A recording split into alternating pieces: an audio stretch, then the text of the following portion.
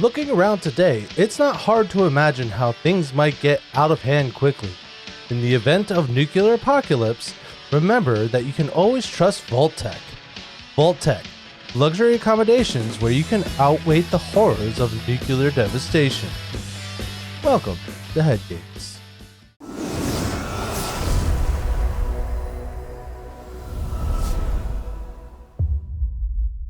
Greetings and salutations, everybody. My name is the Zombie Apocalypse, and out here in the wasteland where zombies are kind of a real thing, they just call me Steve. Hey there, gang. I'm Jetterex, wasteland wanderer, caravan enthusiast, and avid supporter of animals in video games, but only if you can pet them. My pets know me as Tim. Interesting. So where the dogs eat your face off, it's not okay. No, if I can't pet the dog, I don't want the dog in the game. Oh. Well, anyway. Thank you for joining us today on the Head Games Commander podcast, where we spotlight some of our favorite commanders from Magic the Gathering. But before we get started, I really have to ask you a really important question is, why haven't you followed yet? Why haven't you hit that subscribe button? Why haven't you hit the like button? The notification bell? It should all be done by now. I'll wait.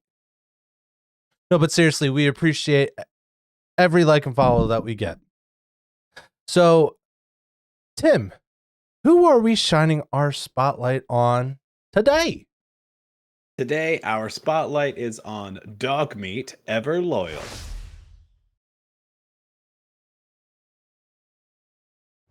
As always, we will describe the deck strategy, offer the audience some insight into the deck building choices, and just generally gush about some of our favorite cards in the deck. That's my favorite part. So today's deck was built by Zombie. It is from a Fallout Commander pre-con, so I'll pass it back over to him to tell us, to read the commander, tell us what it does, and describe what a Rule Zero conversation might sound like for this commander. All right, so this is Dogmeat Ever Loyal, who is a red, green, and a white, and it says, whenever Dogmeat enters the battlefield, mill 5 cards, then return an aura or an equipment card from your graveyard to your hand. And then whenever a creature you control that is enchanted or equipped attacks, create a junk token. And he's a 3/3. So my bracket talk with this is, I honestly didn't put too much thought and effort into the cards that I had, because so let me premise this with, this was a Christmas gift from my wonderful wife and children. The reason why they picked it is because it had a cute dog on it, and they had to pick the cutest rainbow box they could find, right?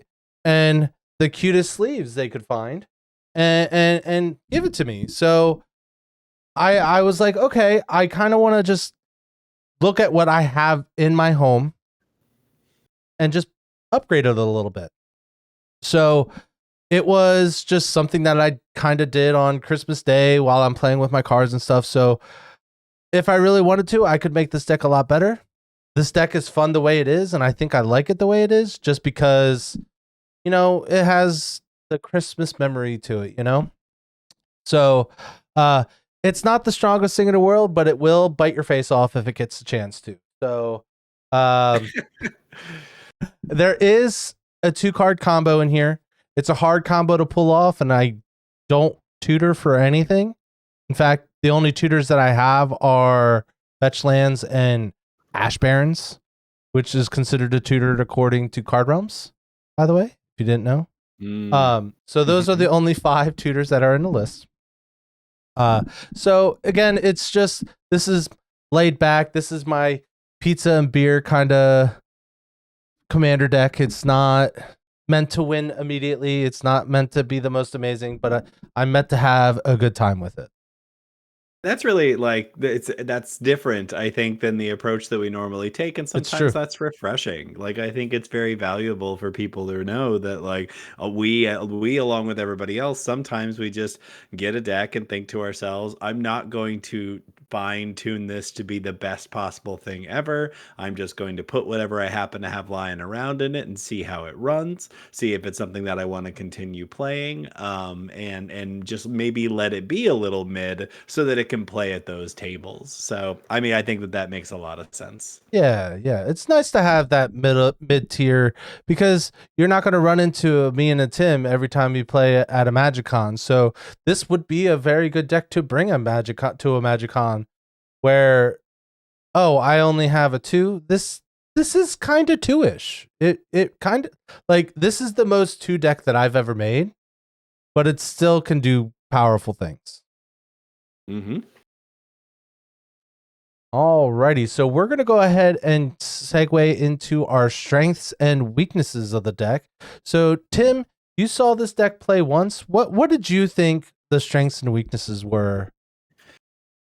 So again, all I have to go on is one game against it, and also seeing the list to kind of get a sense of where there are some areas for improvement and where things are going well. I think in terms of the strengths, I think that decks like this and this deck in particular often have strong protection pieces that make it difficult to interact with. Mm-hmm. And especially in this case where you've got static protection pieces like some pieces Yep. of equipment or even some auras that create some kind of redundancy and difficulty to remove the creature, but then also the instant speed interactions that may make yet another layer that makes it difficult for your opponents to interact with. So I think that that's very much a strength because it has so many of those.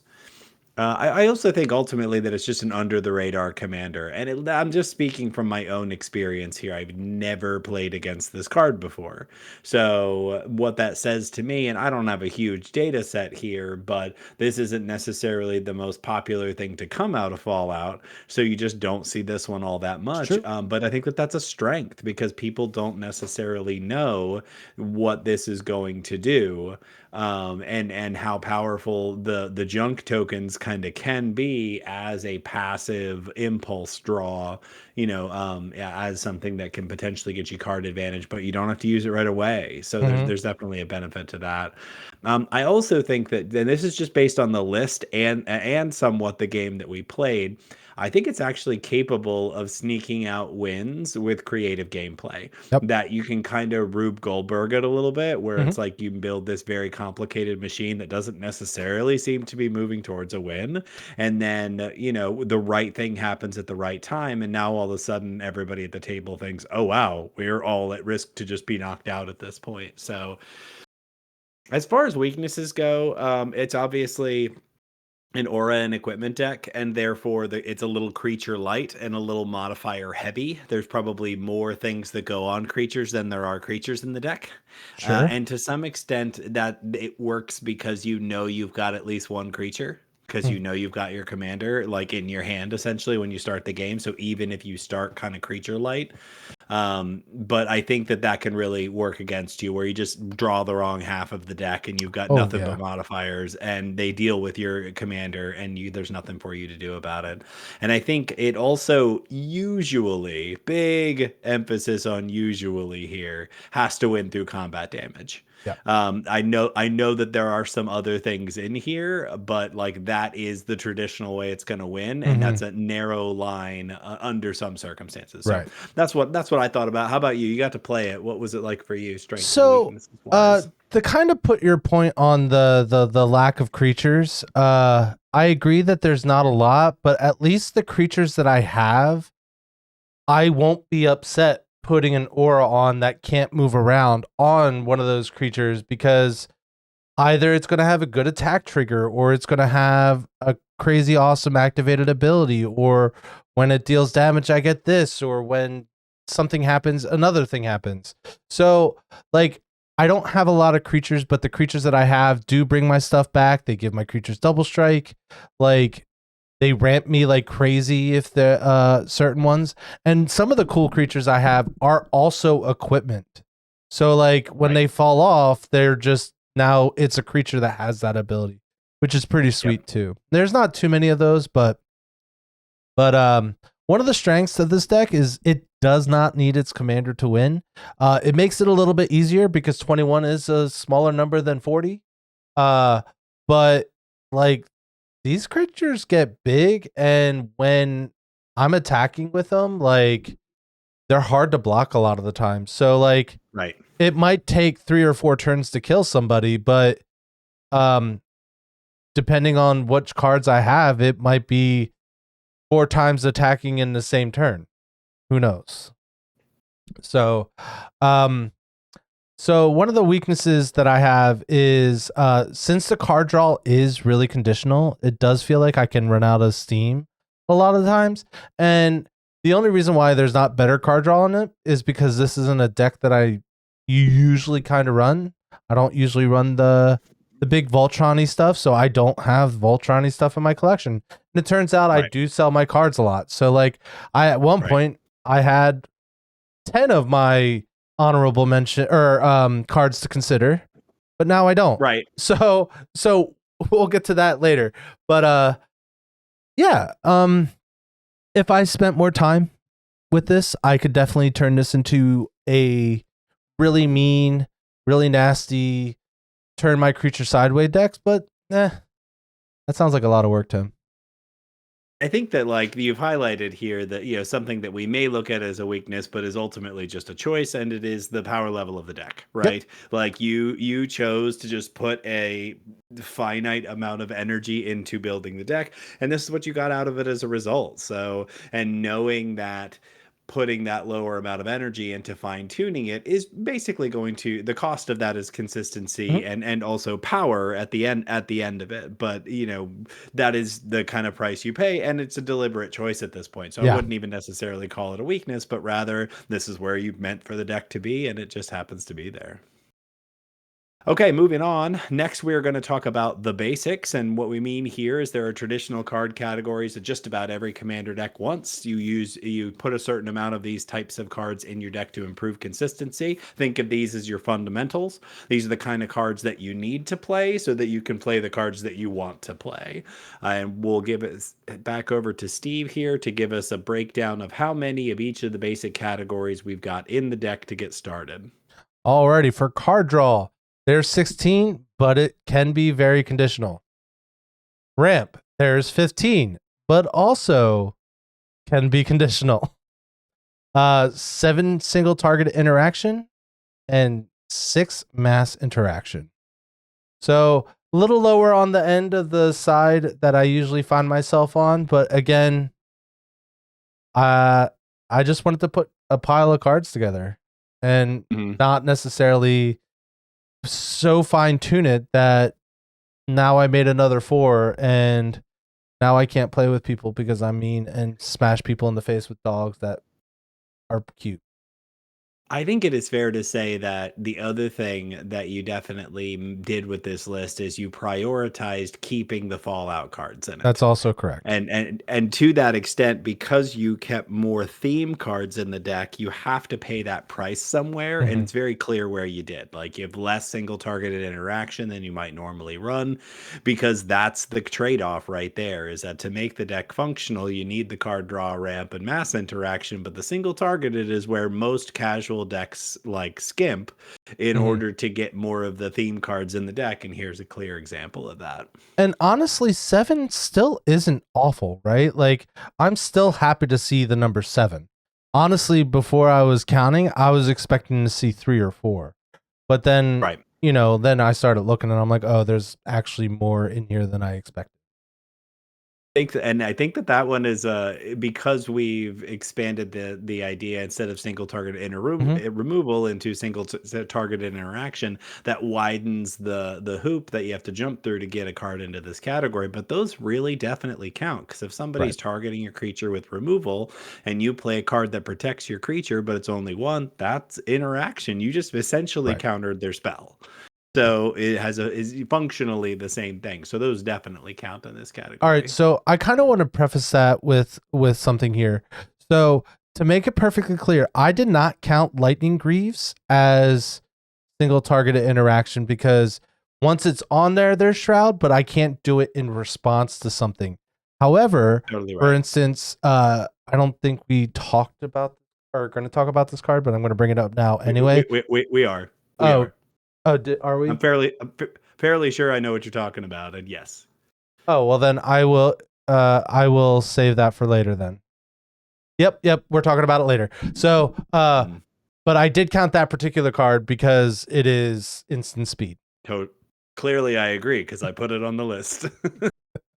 Alrighty, so I guess it's time to dive into the cards themselves and start gushing. So, Tim, what was the card draw pick you got today?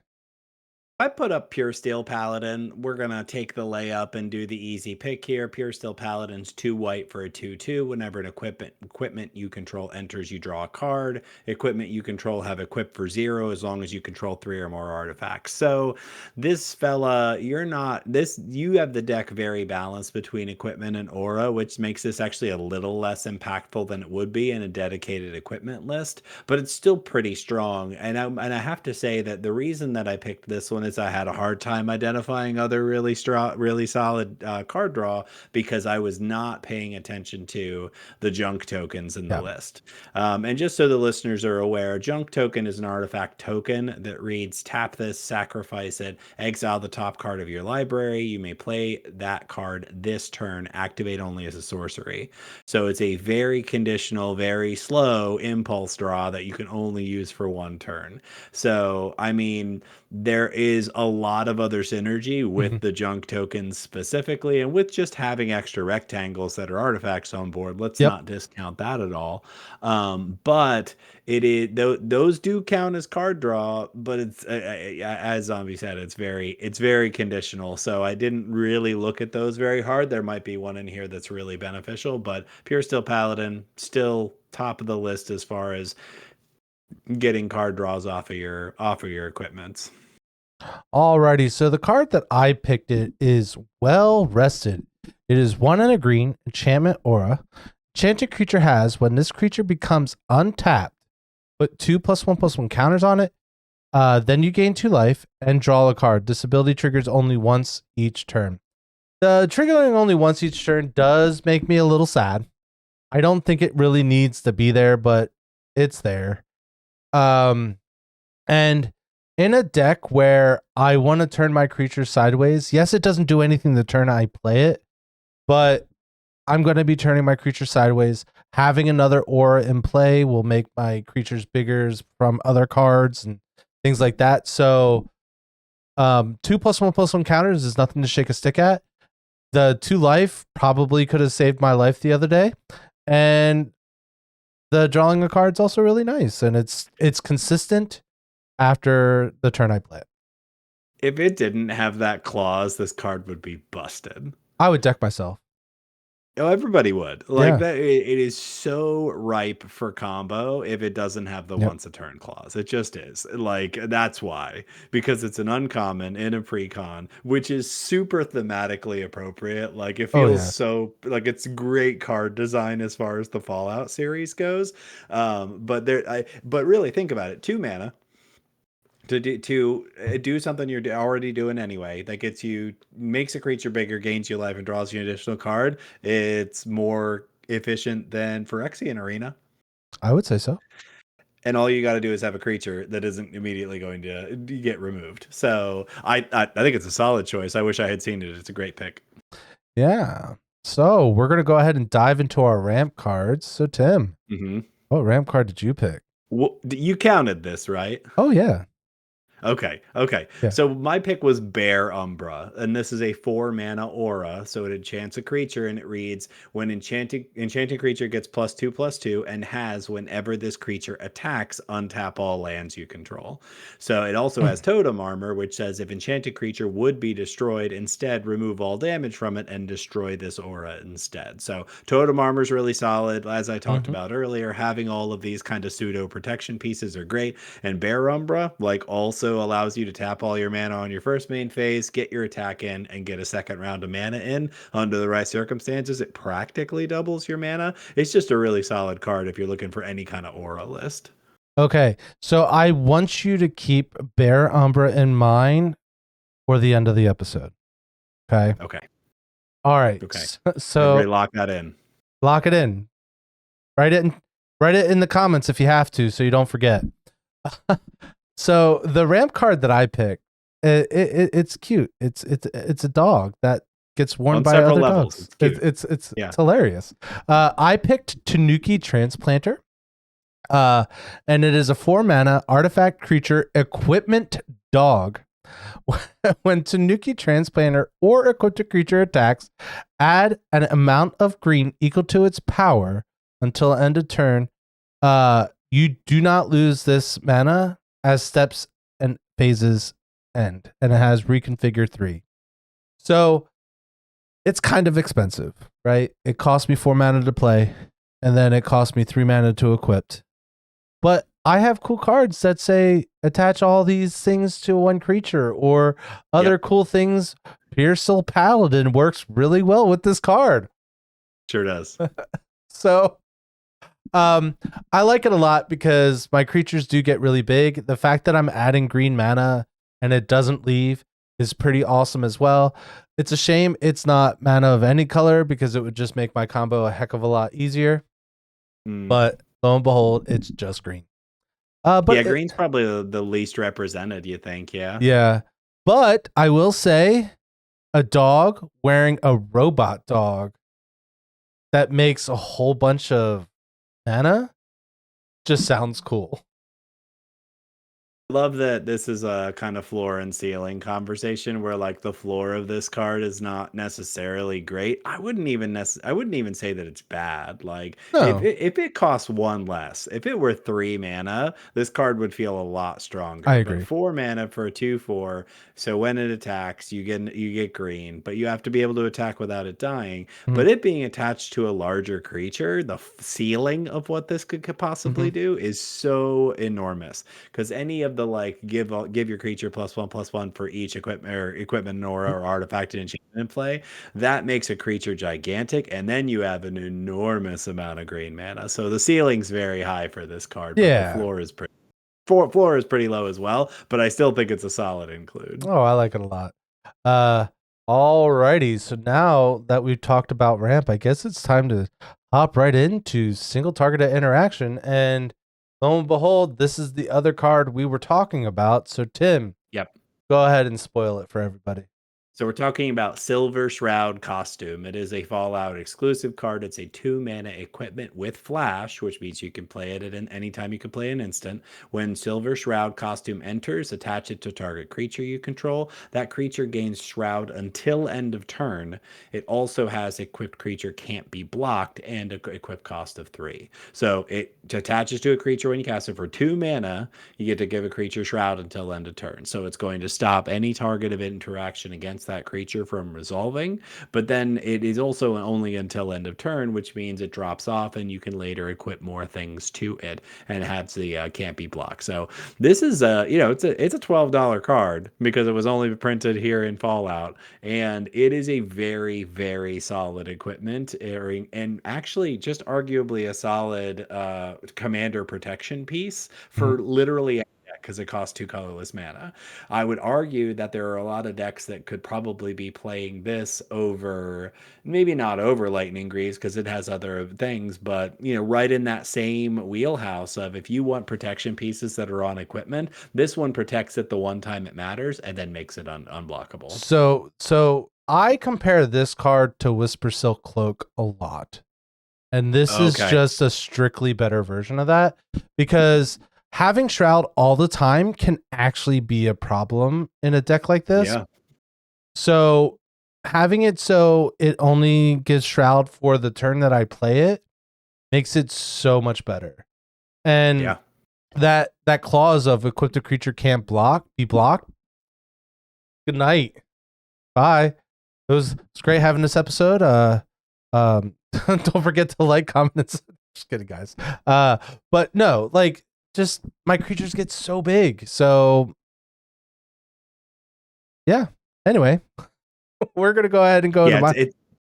it's a fantastic single targeted interaction, and it falls into that category because it does that. It Yep. protects your creature from removal, but then it has this enormous upside of also then allowing you to get through with damage. So Like, fantastic. Yours, even if I were to change this and go strictly into auras, Silver Shroud Costume still makes the cut. That's how good that card is.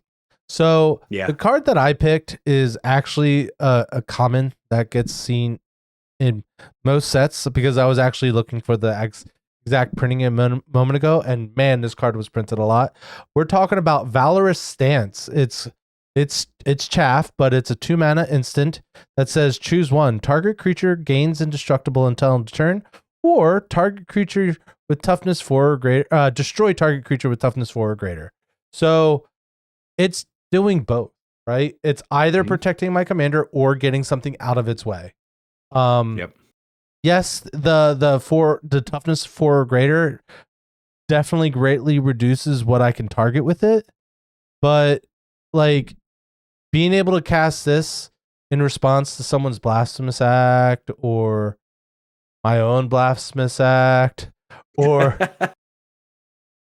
Yeah. or anything else just makes it a lot better. So I like the versatility of it, and protecting my commander is great.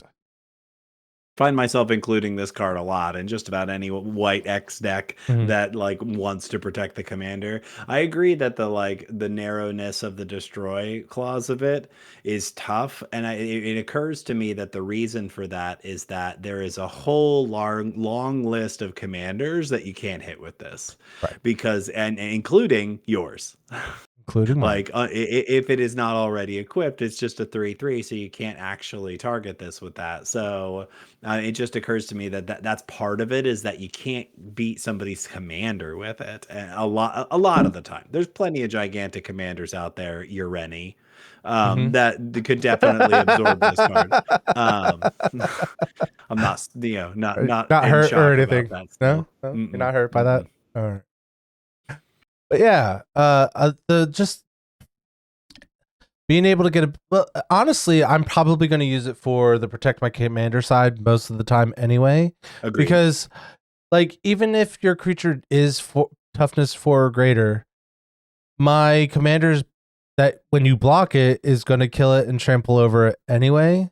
So I could see not necessarily needing it, but again, 2 mana to protect my most important creature. It might not even be my commander. Sometimes it might be something that just has all's glitter or whatever it's called on it or something, and it's still totally worth it. So, alrighty, we're gonna go ahead and dive into the Mass mass interaction. interaction, and we picked really good ones, honestly. Yes. Um, Yep. so go ahead and tell me how I'm going to win the game most of the time. Yeah, so well, actually, I said it in the weaknesses, right? That usually you're going to win with combat damage, and that's a bad thing. And here is the exception, as far as I can see it. Mhm. And again, this isn't always necessarily game winning, but when it is, it's one of the most hilarious ways to win. And I'm talking about Chandra's Ignition. If you know, you know. It's a 5 mana sorcery, 3 and 2 red. Target creature you control deals damage equal to its power to each other creature and each opponent. So it qualifies as mass interaction because it usually wipes the board, but it might also wipe the table. Yeah. If your commander's big enough, you could actually just end the game with this card, which I think is hilarious. See, here's how I look at it. It's still mass interaction when you take out the whole board, like the whole table, It right? really, Like, it definitely is. It like that's mass player removal. yeah. So, the I mean, I'm trying to look at to see like how many cards can just make it really big, and it turns out there's a lot more than I was thinking. Yeah. Um, and like I don't know, I had an Eldrazi conscription on the board last game. Chandra's Ignition would have been pretty good then too, huh? It would have. Alrighty. So we're gonna go into my mass interaction. And I actually it's funny how this kind of fills in 3 different spots, right? Mhm. So this is Megaton's Fate. It's a 6 mana sorcery, and it says choose one. Disarm. Destroy target artifact, create 4 treasure tokens. So it can be single target interaction and ramp. And then the last one, detonate. Megaton's Fate deals 8 damage to each creature. Each player gets 4 rad counters. So I will say this: rad counters don't hurt me as much as you would think. because I have enough stuff in my deck that says, "Hey, put all my auras and equipments from my graveyard onto the battlefield," or pick an aura from my hand or graveyard and put it under the battlefield. Like, there's a lot of cards Yeah, that do things like that. So including your commander. my commander mills it, right. So like Well, your it commander gets one gets too. cards out of your Yeah. graveyard. Well, that's what I'm Yeah. saying. So like I have a lot of cards that can kind of just pull things out incrementally out of my graveyard, which is super sweet. And also it's just a super like um flavorful card too. It really is. So Yeah, for everybody who has ever played the game and made this decision, you look at this card and go, they really kind of nailed it here in mhm. terms of how this is thematically working in the Magic universe. Yeah, it's very solid. A little on the expensive side, if but again, I know that the whole point or part of the point of you building this deck was to try to keep as much Yep. fallout in there as possible. So I really understand why this one stuck around, and I still think it works really, really well. Yeah. Okay, so next we're going to move into what we are now referring to as the non-basics, and what we mean by that is that after the basics are covered in any commander deck, there are specific goals and or card categories that are exclusive or more important to this deck based on either the commander or the archetype or both. So in the next section, we're going to identify some of those non-basic categories. Think of these again as the themes or goals of the deck, and we'll then highlight cards from each of those categories so we can talk a little bit more about the cards we love. Alrighty. So here are my non-basics categories: cool auras, cool equipment, keep my things, and end my opponent. These are a little bit simpler than what I would normally pick, but this deck is kind of a little bit more simpler than a deck that I would normally build. So, um, I just was like, I just want to gush about cards in each different category that are kind of important card types instead of um going in deep diving into the plan until objective 4 because that's kind of important. Alrighty, Tim. So what is the card you picked for cool auras? I love this card. It's right up there Mm-hmm. with several other cards that you were talking about that just make your creatures enormously big based on the situation. The card I'm talking about is Idolized. This is a Fallout card. It's 1 and a white for an aura that reads: Enchanted creature has whenever this creature attacks alone, it gets +X+X, where X is the number of non-land permanents you control. So it counts every creature, every artifact, every enchantment, every rectangle that's not a land makes the creature bigger. So this suddenly all the junk tokens look real good with Mm-hmm. something like this on board. But the fact that it gets all non-land permanents is basically saying my whole board is now being summarized in one creature. As long as it has trample, that's going to be very, very scary. And it only costs 2, so it's on rate for the other things that get a similar effect. The it has to tack alone thing might feel like a drawback, but I don't really feel like it's that big a I one. mean, I'm gonna So only ever have like 2 or 3 creatures anyway, so right. Right. Like I don't think that's going to feel like a drawback when it's giving you +10 +10. I think it sounds pretty solid to me. Alrighty. So the card that I picked is a very exciting card, and I am so sad I did not get to play it in that game. And we're talking about Grim Reaper's Sprint. It is 4 and a red. It has Morbid. This spell costs 3 less to cast if a creature died this turn. Enchant creature. When Grim Reaper's Spirit or Sprint enters the battlefield, untap each creature you control. If it is if it's your main phase, there is an additional combat phase after this phase. Enchanted creature gets +2/+2 and hate. So there was like several times that this card would have won me the game if people just stopped trying to interact with me. Because I had to save my creatures multiple times, which then Yep. meant I can't cast it, and it made me Yep. angry. But yeah, so like this is one of those surprise. I have another extra combat, and it's cheap. It costs two a I lot of the know time. it's like it blows my mind that like the design of this card is it's just so good. It's just so good that if you get that first attack in, and they're like, oh, and you make some like questionable attacks, and everybody's like, all right, I guess I'll just take the block, and your thing dies, and you go, oh no, my thing dies, and everybody's like, Mhm. oh, it's so bad. And then Grim Reaper Sprint comes down for two, but he's only got 2 mana. What's he gonna do with that after combat? He's gonna cast Grim Reaper Sprint and get another combat and maybe knock at least one person out, maybe everybody. I'm sad I didn't get to see it because this I card know. is sweet. I know. It made me sad so bad. Alrighty. Now that we've talked about cool orders, or I can speak English, guys. Cool auras. Let's talk about some cool equipment. And it's funny. I picked this, and then I'm like, there's not like too many amazing equipment. Like I only have one swords in here, and I didn't really want to talk about that because everyone knows swords and feast and famine is good. And if Everybody you have knows. it, it should be run. You should run it. Um, Yeah. but uh, there's some interesting ones. There's the lower tier ones that you don't normally see all the time. It was nice to be able to pick one of those and talk about Mhm. it. So Tim, what did you pick? We can't talk about Fallout without talking about the Pip-Boy. So Pip-Boy Mm-hmm. 3000 is a 1 mana equipment. It says and it equips for 2. When equipped creature attacks, choose 1. Draw a card and discard a card. Put a +1/+1 counter on the creature or untap up to 2 target lands. So this is not exciting. This is balanced and this Mm-hmm. is versatile and this is low cost. I really kind of wish it equipped for 1. I I do, do too. but Beggars can't I be think that choosers, right? I think it would still be balanced at 1 and 1, but what do we know about that? We know that Skull Clamp was busted.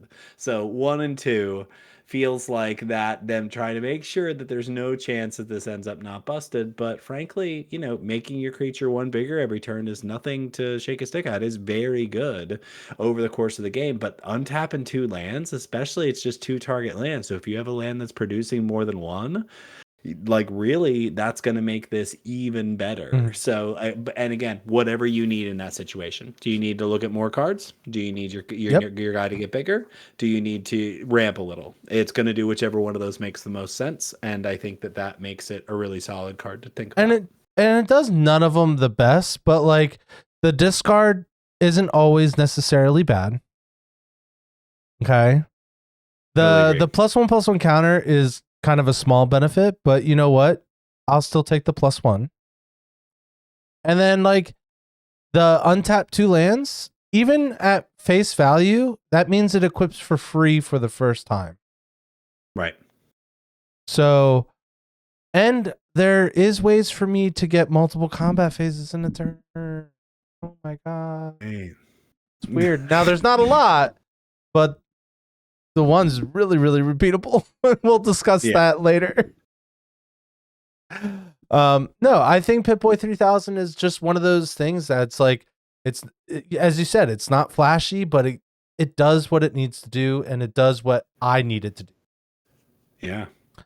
Alrighty, so the card that I picked is Brass Knuckles. When I first read this card, I guess I just didn't read it right, and I'm like, 4 mana, and it's like I guess I missed like the first line, and it just said equipped a creature has double strike as long as it has 2 more equipments attached to it. I'm like, that's kind of weird, but then I'm like, oh wait, it copies itself. Yeah. So worst case scenario, for 6 mana, I'm giving my creature double strike. Now that's worst case scenario. A lot of the times, how I'm reading this is for 6 mana, I'm giving 2 of my creatures double strike, Right. which sounds way better. Now, for 6 mana, I could play True Conviction and give all my creatures double strike and lifelink, but that's not an aura or an equipment, so it doesn't belong in the list. Just putting it out there. But yeah, I think it's just like a low enough power level that it does cool things, and quite frankly, double strike is nothing to shake a stick at, especially when your commander gets trampled. So, you have anything to add about the brass knuckles? No, I don't. I think that it's an interesting include. I ultimately, I think it's kind of weak if I'm honest. I Yeah. think that as far as 4 mana, I want my 4 mana equipment to do a little bit more than that. But the double strike is strong. There's cheaper ways to get it. It does get more rectangles on the field, which is Mm-hmm. interesting. But I'm sure that like you had one of these sitting in front of you and were like, Oh okay, no, no, no! It's in the was it in the precon. deck? It's in the precon. Yeah, Oh, the yeah. version that we've got on Moxfield is Oh, from a I different fixed it. set. So I fixed it since then. okay, well uh, that confused all me, right, but fine, fine. thanks for doing that. I'll pick another choice. Okay. We're gonna go ahead and pick Halavar, God of Battle / Sword of the Realms. Okay. Technically an equipment, Technically an equipment. Before Matt, much better. This card's amazing. this card does way better than Brass Knuckles. I'll put it out there. Creatures you control that are enchanted or equipped have double strike, and it says at the beginning of each combat you may attach target or equipment to a creature you control to target creature you control. Okay, really good. Can't say enough about that. But also the other side, it's a white and a colorless, and it says equipped creature gets +2/+own and has vigilance. And then when equipped creature dies, return it to its owner's hand, and then it equips for 1 and a white. So this is one of those things where it's like, okay, I equip this to my commander. It's now a 5/3. I swing in, kill your creature. My creature dies, but now I have another Dogmeat in my hand that I can get a Dogmeat trigger later. So it's not super splashy, and I'm probably going to play the other side more often than the back Yeah, side. But it's the but possibilities are, I would say, endless, but there's two. So no, there's two it gives you a possibilities. little more versatility. But if we're honest with ourselves, you're almost always playing this on the Halvar Right. side. But who knows? Like if you happen to draw this and that one last piece of equipment is what's going to put you over the top to Mm-hmm. win, it does have that little marginal benefit of having the double sided having the equipment on the Yeah. backside. So that will be my real pick. Okay. We'll pretend the other pick didn't happen, but it's still staying in the episode. So enjoy. Bonus. Alrighty. So now we're in the keep my things category. And Tim, you picked a really good card. So please I regale us with I this wanted amazing to pick. make sure that we talked about this, and I'm not 100% sure that this is a category that it goes in, but I think most often it is what it's going to do. Yep.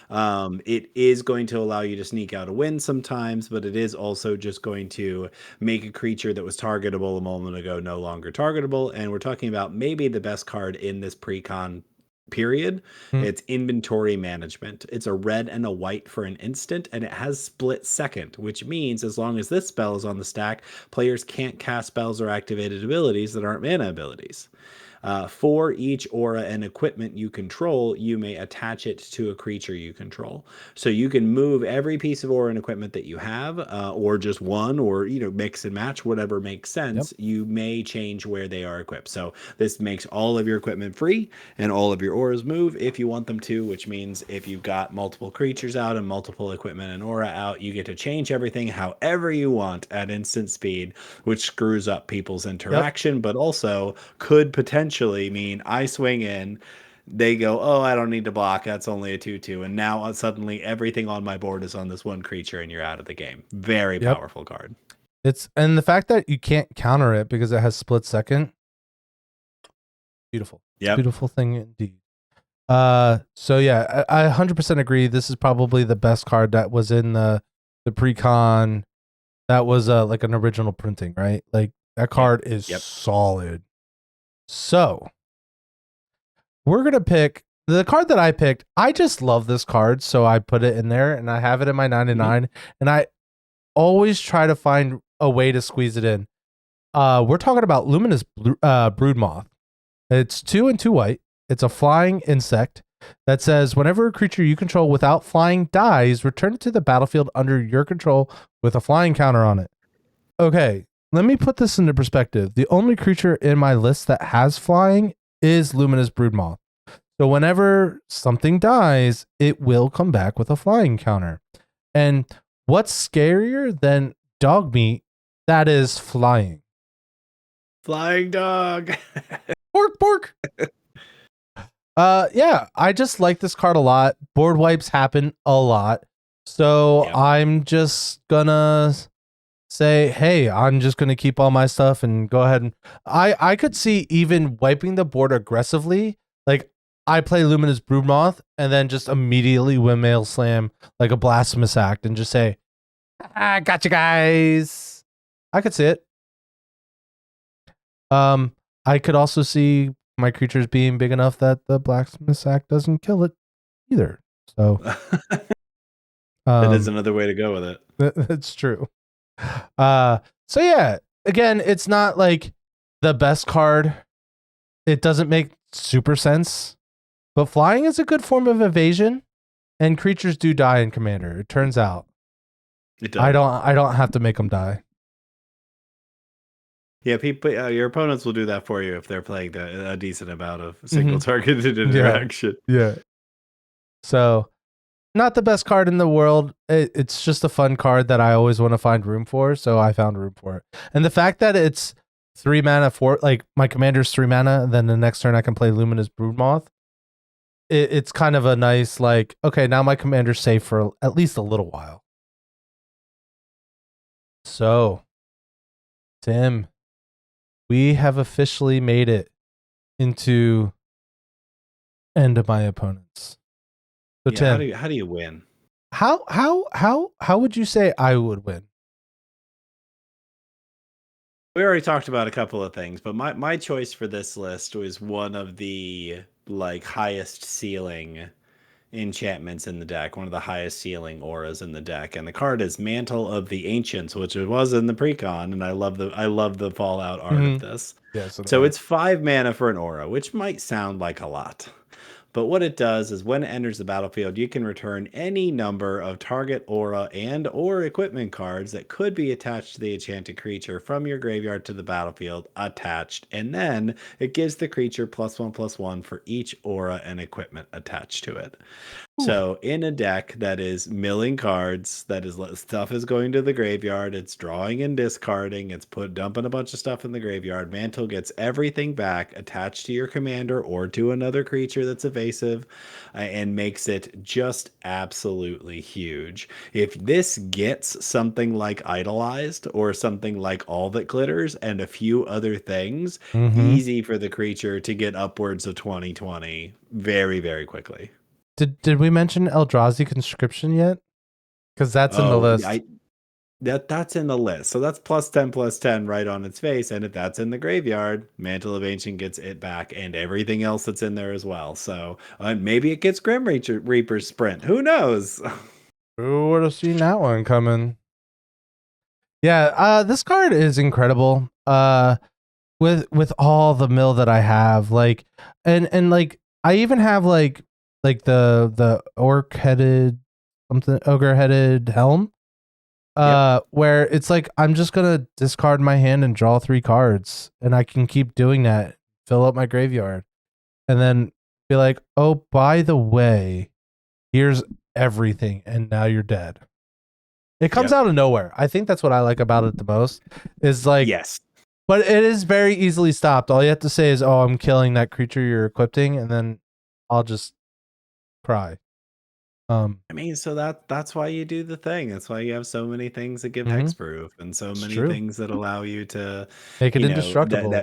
Whatever. Yep. So yeah, great card, and I'm so happy that it was in the precon because I didn't know that card existed until I started like going through the precon itself.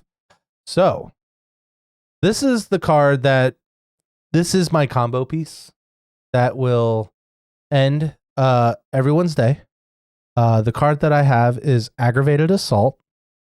It is a 3 mana enchantment that does nothing until I pay 3 and 2 red.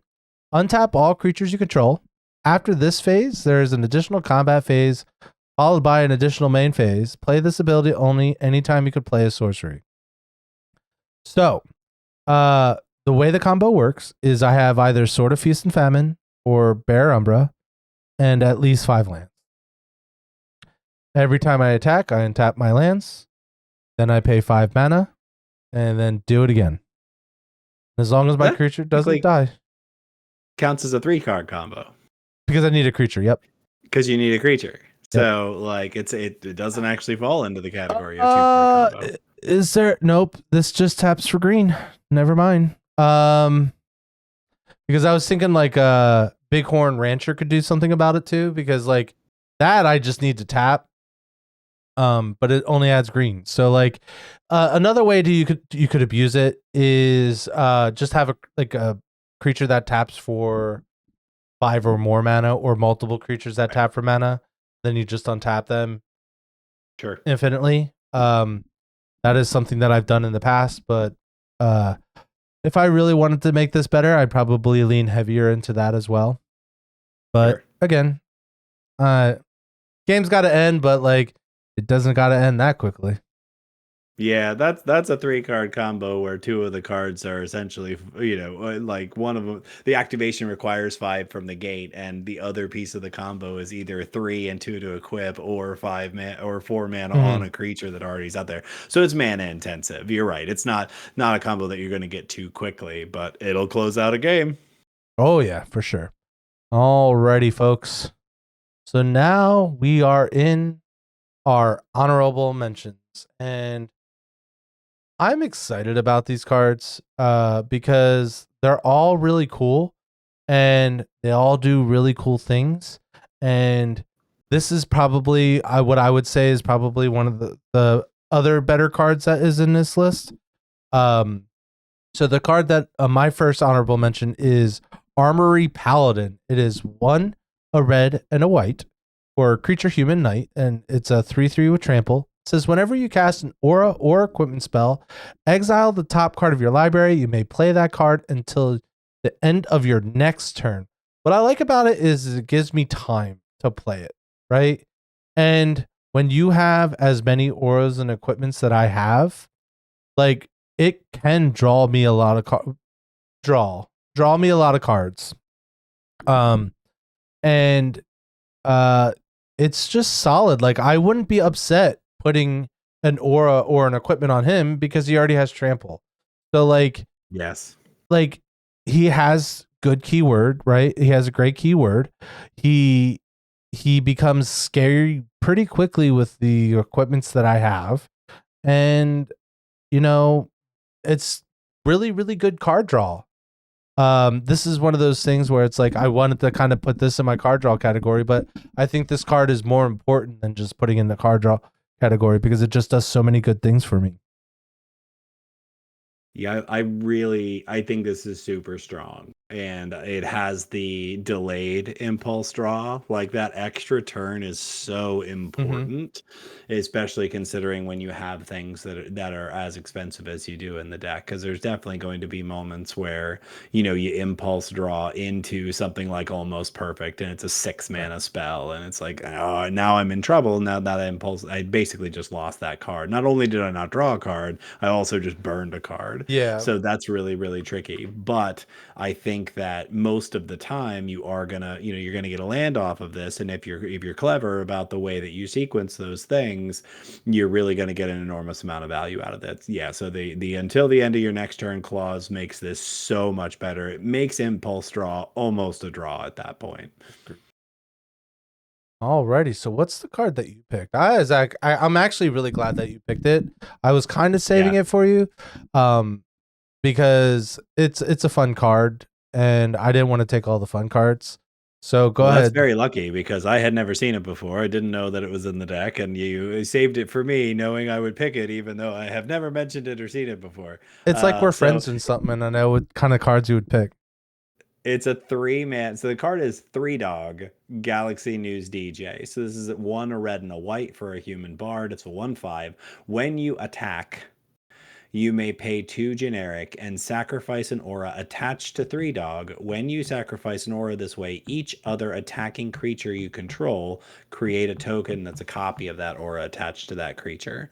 So what I love about cards like this is that high ceiling, right? Is Mm-hmm. that this might not be super functional, it might not be super functional in every single game, but the game where you've got an all that glitters and you put it on, you play this and then a turn later you put in all the glitters on it and you attack with something else and Mm-hmm. he doesn't even need to attack. You just need Mm-hmm. to attack. And now all of a sudden for 2 mana, all of your creatures have all that glitters and all the glitters count each other. Mm-hmm. Like the amount of enchantments that you create in that moment is really enormous. So I think that the ceiling of this card, it's also a 1/5. Look at Let's not forget that the stats on this actually make it hard to kill. yeah. Like 1/5 means a medium amount of damage is not going to remove this from the boards. And it's exactly the kind of card that I love. Look at Bear Umbra or Snake Bear Umbra Umbra. or Strong Back. Like all these cards, just giving every one of my creatures +2/+2 for each aura or equipment attached to it, and aura Yep. spells cost 3 less to enchant the enchanted creature, and equipped abilities of of the enchanted creature also cost 3 less. So like giving all my creatures Strong Back would be absolutely backbreaking, pun intended there. Um, Snake We Umbra, got there. Snake Umbra, Yep. allowing me to draw cards for each of my creatures attacking, and then Oh, all my so creatures don't good. come back, or then all my creatures don't die. Yep. Bear Umbra, if I have mana to do things during my combat phase, that's just a lot of triggers. Well rested is the slowest mass card draw spell of all time. We got there. We got there. I heard I heard Three Dog Galaxy News DJ. He is a well rested guy. I mean, look at him. Like you can't look that good and not be well rested. It's true. He's very clearly well rested. Alrighty. So we're gonna go into my last honorable mention, and this card is a doozy. It is called Vault 101 Birthday Party, and I completely I don't even remember how much it costs now. So there it is. There it is. It costs 3 and a white. And chapter 1 says create a 1/1 human soldier creature token and a food token because there's got to be cake. Now, in this case, the cake is not a lie. Because that's a different game. That's a different game. Chapter 2 and chapter 3 are what the important parts are. It says you may put an aura or equipment card from your hand or your graveyard onto the battlefield. If an equipment is put onto the battlefield, this way you may attach it to a creature you control. Tim, there's a lot of mill in this deck, right? Well, I wouldn't say a lot, but there's mill in the deck, right? There's a fair amount of mill in this deck. There's some rummaging and drawing and discarding, right? Yeah. And the fact that I can just put it in from my hand is also sick nasty. It's true. So the fact that it's a lot harder to miss with this because it's either a graveyard or a hand makes it that much better. And so even if it's like turn 3 I play Dogmeat, turn 4 I play Vault 101 Birthday Party, turn 5 Dogmeat has an Eldrazi conscription on it, and he's attacking for 13 and annihilating 2 of your permanents. Just putting it out there. It's like you like Eldrazi inscription. That was the first card I added to the list. I'm being I was like, oh, Dogmeat. Okay, where is it? Where is it? Where is it? Where is it? Where is it? Here it is. I love that card. It does not get enough love, and quite frankly, it's actually a bad card. Like honestly, it's not that great, but I like it. So it's in it. What's in there? It's in there. Alrighty. So now that we've talked about all the wonderful honorable mentions, now let's talk about cards that I should have in my collection that I don't. Because we're talking about cards to consider. So Tim, what's the card you consider? So everyone should have this in their collection, but they don't, because it is an uncommon from the last Ixalan set that was not super popular and didn't get a lot of attention. But let me tell you, this card goes in a lot of decks. As long as you're in these colors, you should definitely think about this one. So I'm talking about Kutzil Malamet Exemplar. This is one a green and a white for a 3/3 cat warrior. Its first line of text says your opponents can't cast spells during your turn, which in a deck that doesn't have blue in it, this effect is very, very powerful because it stops your opponents from countering spells as long as you're casting them on your turn. And this deck wants to do that. It's not holding a lot of instants to do stuff at instant speed. It wants to tap out. So being able to tap out without having to worry about your opponents doing something is really great. Add on to that Kutzil also says when one or more creatures you control with power greater than their base power deal combat damage to a player, draw a card. So anything that's equipped and has a stat bonus to its power is going to trigger this. So you can only get a maximum of 3 cards each turn, and that would be by hitting each of your opponents. You're not going to get it per creature, you're going to get it per opponent based on the wording, but that's still really solid. Like, even if it's only getting you one, it's still on rate with Phyrexian Arena, right? It's a 3 mana card that draws you an extra card for doing something you're already doing. But the ceiling is 3 cards a turn, which is huge, and your opponents can't cast spells during your turn.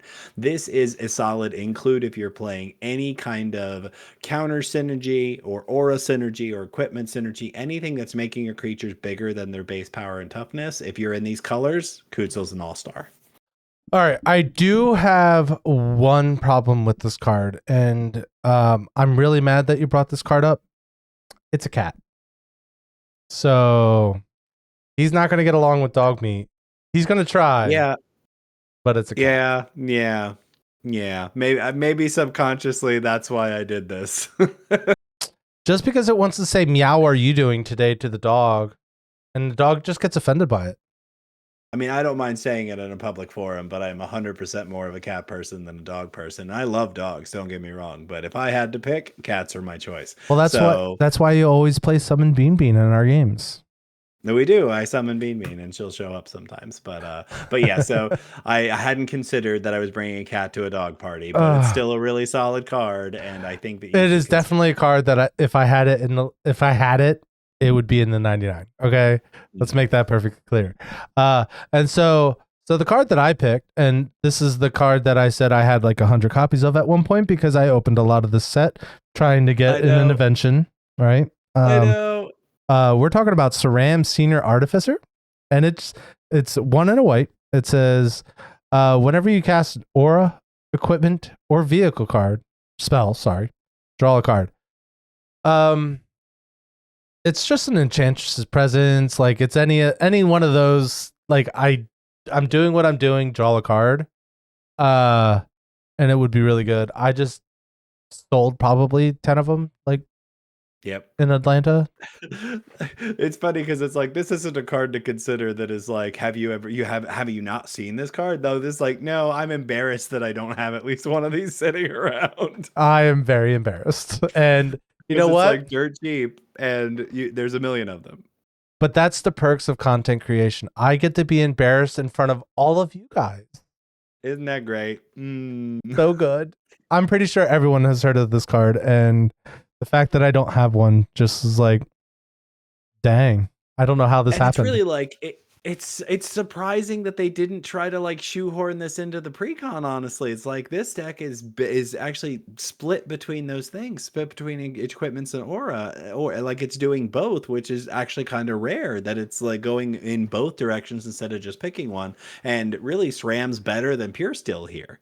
It just is. Oh, 100%. Because it gets more, it draws you more cards as a result. And Pure still has the, make equipment, the equip cost less and all that. But really, SRAM's just better here. No question. So I know that if you had the choice, that's what would have made the list here. Oh, it's also only 1 white specific to cast it. Mm-hmm. So I mean, before we move to wrap up, I do want to say that like while I like totally understand the direction that you went in building this was just, and for us deck teching this one is kind of fun because it's like let's see what it's like when the deck isn't 100% optimized. What are the Yeah. standouts for us? And if you look, we always pick things that we think are going to be kind of new or something people might not have seen. But what we ended up doing is picking a lot of the stuff that was already in the precon, and that's because we think a lot of the cards in the precon are sweet. Like Yeah. it has this like really good list of base choices that are really amazing. I would be very interested to see an almost entirely aura focused version of this deck because the more that I'm looking at it, It the might more I'm happen. like It might happen I'm really because interested I have a lot because of dog. cards for that. So Right, like because Dogmeat mills cards when it enters, and like I just really feel like you could go in this aura direction, and I think that or and then if you added enchantress pieces, it solves your card mm-hmm. draw problem Oh, 100%. in this very very big way, and then you end up in with kind of an enchantress build that's an aura build, but like with Dogmeat as your commander, that just seems really fun to me. And there's definitely I cannot remember the name of it, Just but think there's a of red all the create. great high or all the Umbra cards that I could put in this Yep. list. That's right. Like, And there's a red creature that when it enters, it like reanimates an aura onto itself. And ooh, I'm not sure if it does it like every turn or so. Like, but there's like I can immediately start to like see cards in my mind that I'm like, I think this would be really sweet. And you get to keep a lot of the cards that you've already got in here. Like Halvar still works. Mr. Gutsy still works. Like a lot of the cards in yeah, here that don't really seem like they should work with auras do. So I don't know, I'd be very curious to see an aura centric version of this that just eschews the equipment altogether and really doesn't really pay attention to the junk tokens either, but just goes into the aura side of it. I don't know. sure. I'd be curious to see it. You know what? There might be an extra episode on a Tuesday podcast or something where it's like, okay, I've taken time. I've really grinded this one out. It's mathematically the best thing that it could possibly be. It could happen. Just keep your eyes out. Maybe that's something we can do in the future for a bonus episode of the podcast. I love that idea. I look forward to it. All right, friends, opponents, it is time for us to decide the fate of Megaton. And by that, I mean it's time for us to wrap up. Thank you, as always, for spending time with us on the Head Games Commander podcast. Remember that you can support this show and all of our other content by watching this and other videos on YouTube. Like, subscribe, leave comments down below. Let us know what commanders you'd like to see us deck tech in the future, or what you think about this particular list. You can check out our streams on Twitch and YouTube. Those links are in the description. But before take two. But before we scoop things up, we want to hear from you, the think tank. What cards would you play in Dogmeat? Would you go more aura or would you go more equipment? Let us know in the comments below. And as always, thank you for playing along with us and have a wonderful day. Bork, bork.